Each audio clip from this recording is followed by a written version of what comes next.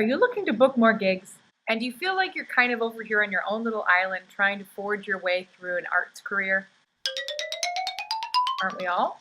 Well, you landed in the right place because today we're going to talk about networking so that you have a greater sense of community, more opportunity, and more autonomy in your gigging life. And like always, before we dive in, please hit that subscribe button, that notification bell, hit all the bells and whistles so you make sure that you catch every video here on Tuesdays that shares a tool, tip, or mindset shift from me. And if you're new here, I'm Ellen. I am a professional life coach to musicians, artists, writers, and creative entrepreneurs from all over the world.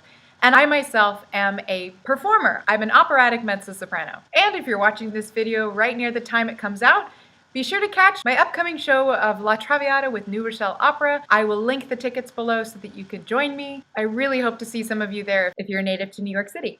So this video is going to be my next part of this month's series on re-inspiring and re-empowering your career, where you get outside of the black and white thinking of how a traditional career is built, whatever that means. You stop feeling disconnected and like you're on your own island. You get out of your isolation and start really connecting to your resources around you. And you get reconnected to why you're doing this. You're a creator. So a couple weeks ago, we addressed the mindsets that are really crucial for you to start taking your career by the reins. And last week, we talked about how to produce your own opportunities. Well, now we're adding a new layer to add more connection and more opportunities to your roster by building relationships. I have 3 short and sweet tips for you to foster community and connection among your colleagues that will inevitably build an opportunity for you to be asked from a peer to step in or be involved in a future gig that you didn't audition for. Number 1, there is no small opportunity. If you're ever asked to be a soloist or to step in as a sub or are performing something that simply just feels like it's a one-time thing,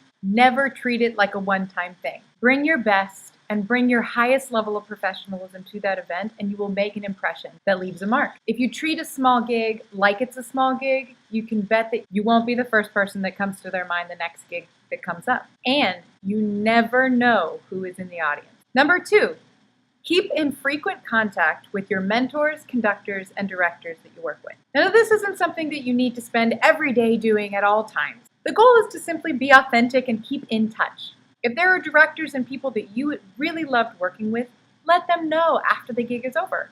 Touch base with them every now and then to see what they're up to, what new projects are on their horizon, and share what's going on with you too. By keeping that relationship going over long term, not only do you stay in the forefront of their minds when they're in a pickle and they need someone like your voice type, you're also simply building relationships with people that you really enjoy being with and working with. Never underestimate the power of feeling supported and connected to this community. Same goes for colleagues. If there's ever a colleague that you know would be perfect for a gig that you're doing that you need a sub for, be the first person to offer someone else an opportunity. When we build that sort of relationship with our colleagues and peers where we got their back and they got yours, it's a hell of a lot more fun. And number 3, along the same lines, is don't be afraid to ask for some support from your peers. If you're really interested in singing for someone or with a certain company, have one of your friends that has already worked with that company or person, reach out to them to let them know how much they enjoyed working with you.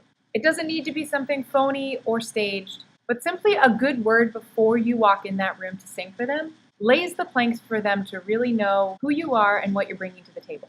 And again, that kind of camaraderie, like I got your back, you got mine, for networking and getting gigs, is a really healthy and vibrant culture that I want to be a part of. And it's as easy as putting in a good word for a friend or colleague that you believe in.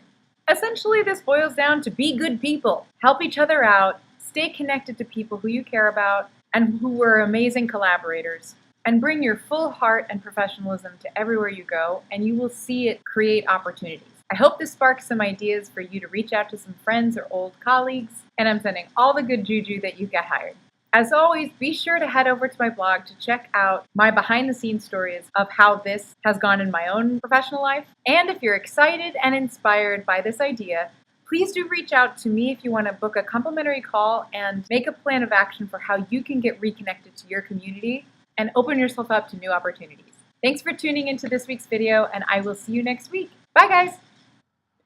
Hey guys, Future Ellen here, coming in to let you know that if you enjoyed today's video, definitely check out last week's video all about how to produce your own show and next week's video on my ultimate tips for a successful musician's career. It's gonna be a biggie, so see you next week.